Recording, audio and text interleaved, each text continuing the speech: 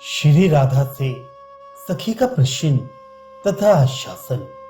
सखी ने कहा, हे सुधांशु वदने सखी राधे, तुम्हारा सारा शरीर पुलकित है, दोनों नेत्र अश्रु युक्त हैं, वाणी गदगद हो रही है, वक्षस्थल कांप रहा है। इससे ज्ञात होता है कि मुकुंद की मुरली की ध्वनि तुम्हारे चित्त को चंचल बना रही है। हे चंचल चित्ते, तुम्हारा कुलवधु व्रत चला गया एवं तुम्हारे संबंधियों के तुम्हारे संबंध में कहे हुए वचन भी प्रसिद्ध हो गए, तथापि तू अपने हट से टलती नहीं।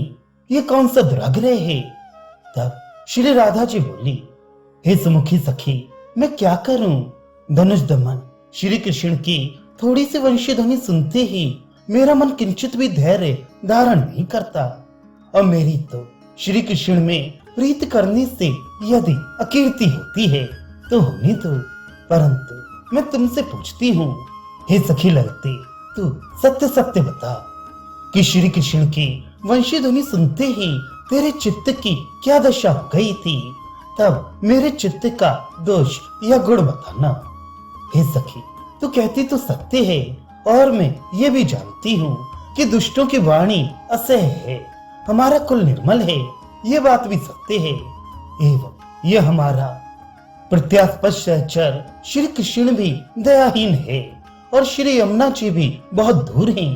तथापि अकस्मात यदि उन्माद जनक मुकुंद की मंजू मुरली ध्वनि की राग रागनी मेरे कानों में पड़ जाती है तो मैं सारी बातें भूल जाती हूँ।